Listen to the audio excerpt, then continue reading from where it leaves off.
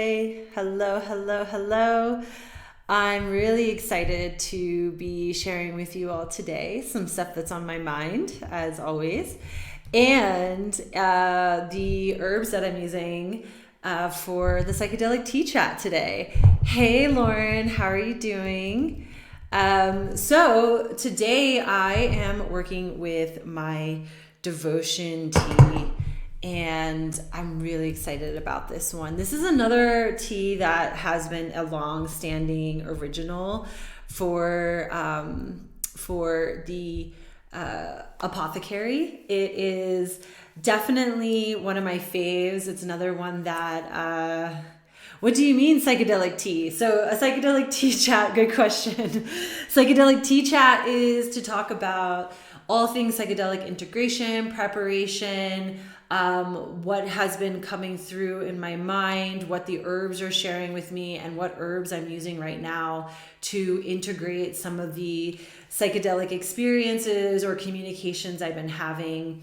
And also questions that my clients or students or people that I've been working with have asked me about.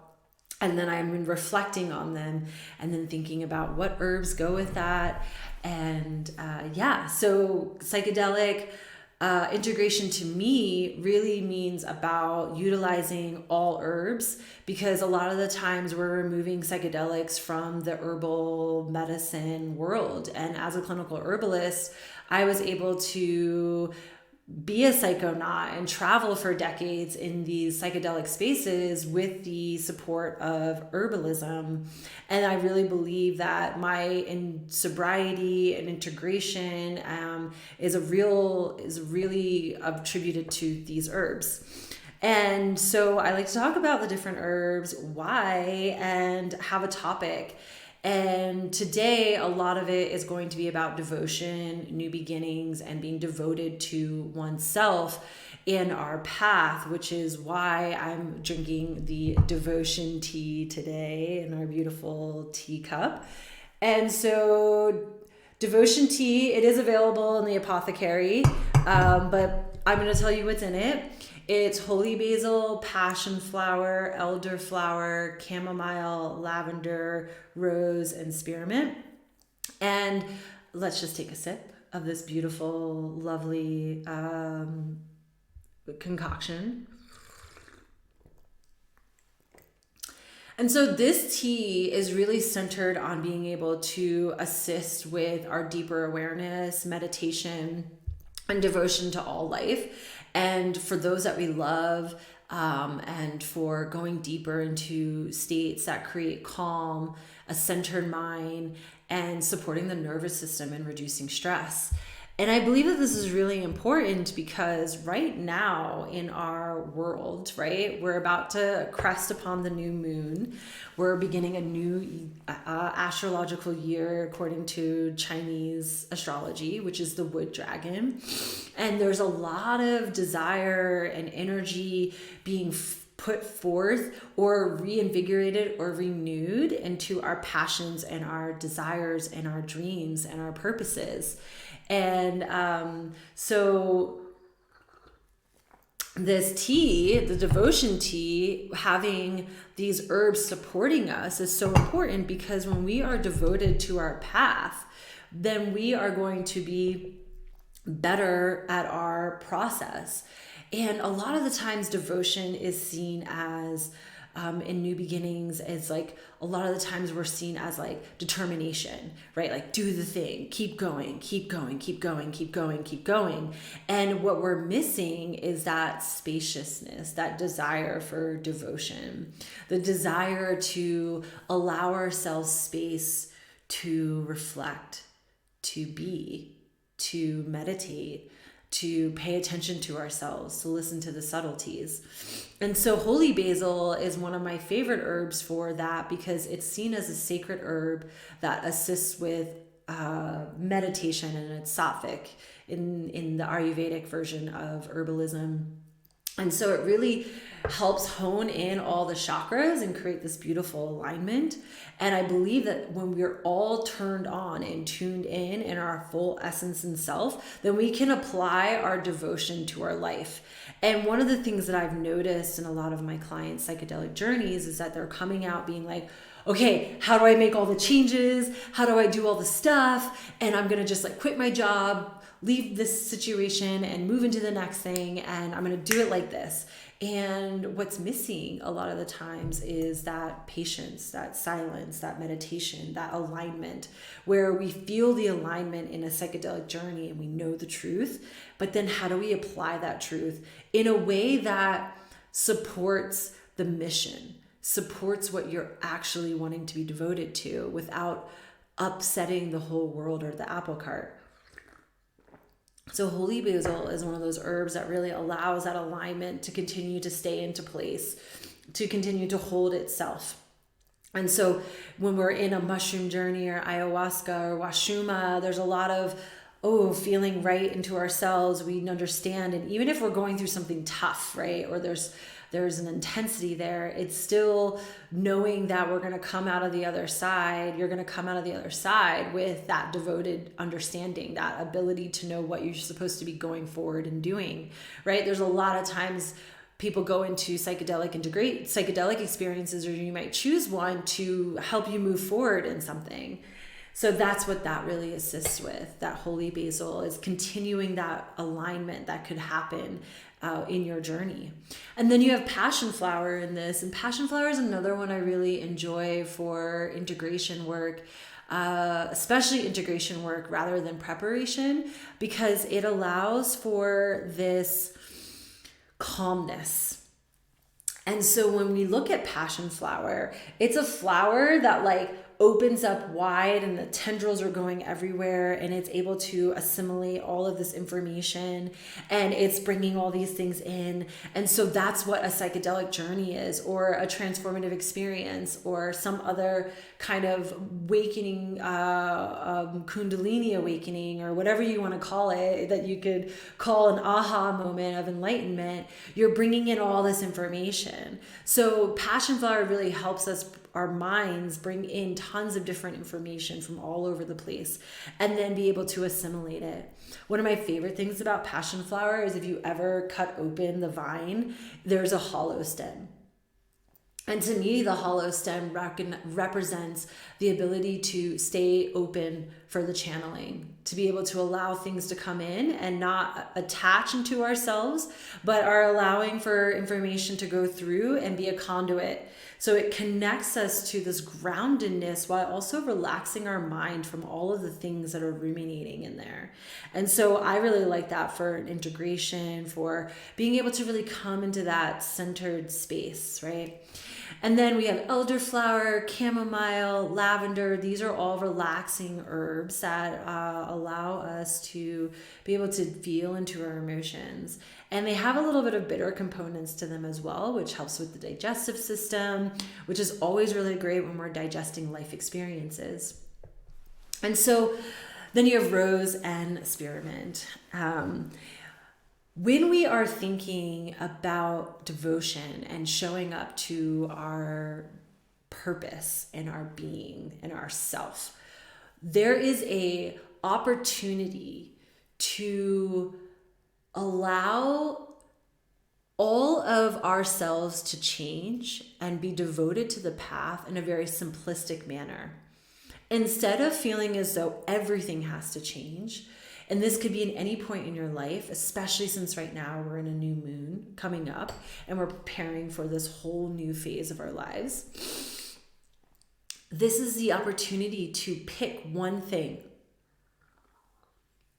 and become devoted.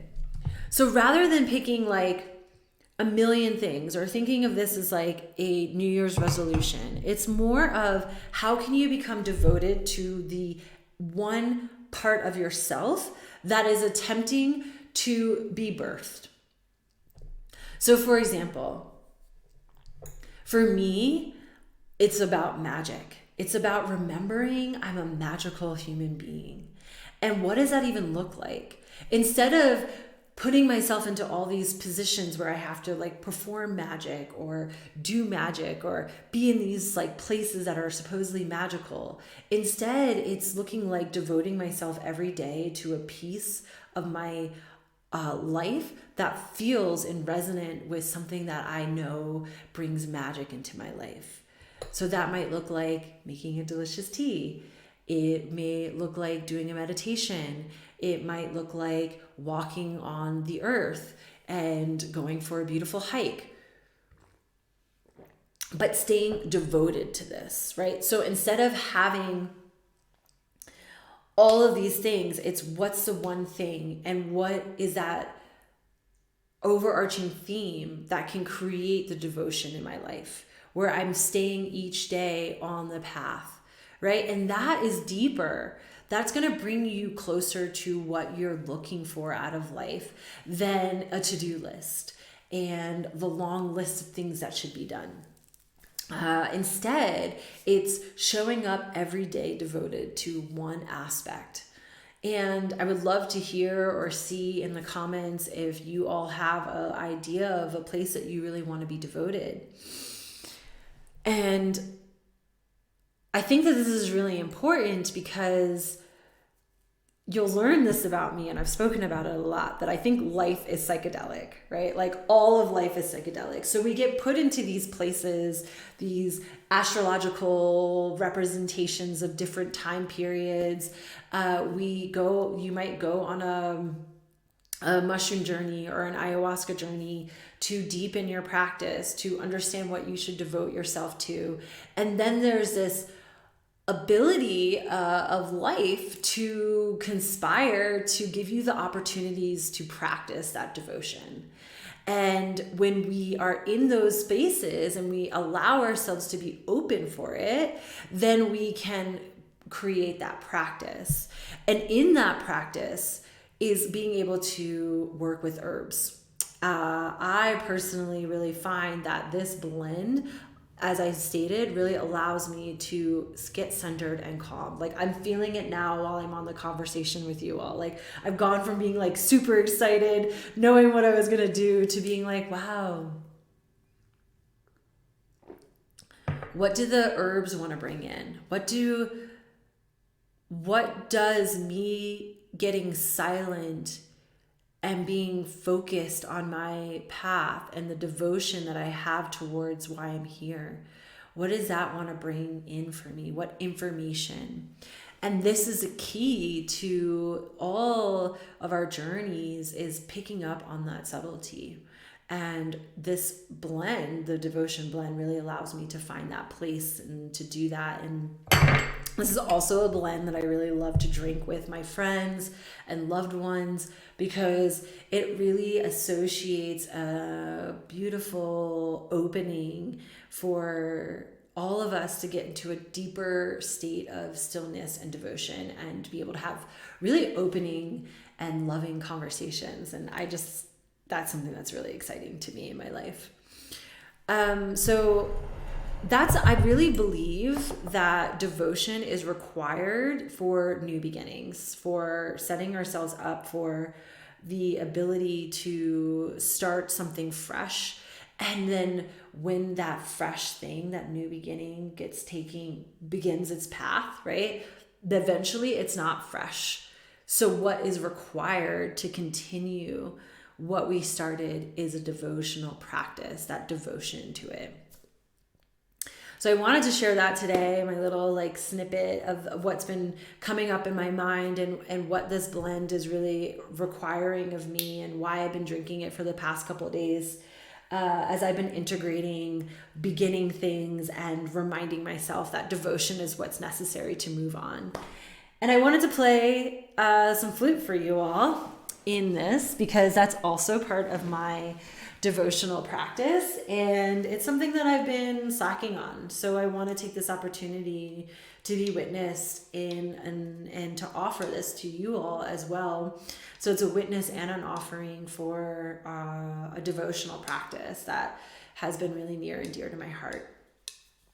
So I'm going to play this flute. It's called the Flauta de Oración, from Tito La Rosa and Omar La Rosa, who is these beautiful flute makers. And Tito La Rosa gave me this flute in New York a bunch of years back, and it was just an opportunity to really learn how to pray with the flute. And that's what the Flauta de Oración means, the flute of prayer. So let's pray for our devotion to our new beginnings and to everything that we're calling in for ourselves.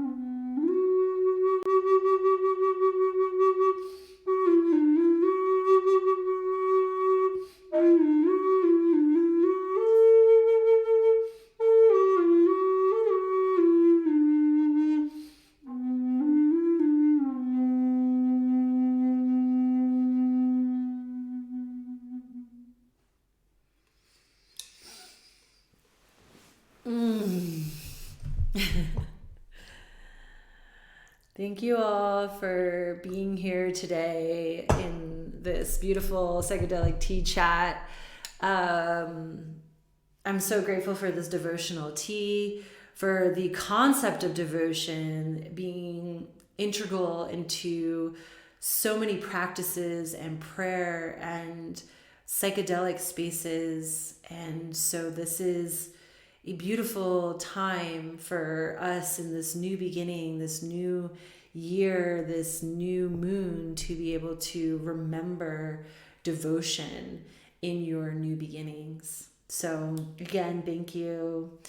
Thank you so much for everyone who's here. Thank you for your kind words, and thank you to our ancestors and our guides and all of our well ancestors and guides and the plants for being here to assist us and to waking the world up and reminding us that this is possible to be happy, to be devoted, to be in love, and to be nurtured and to be cared for. So thank you so much. See you all soon next time.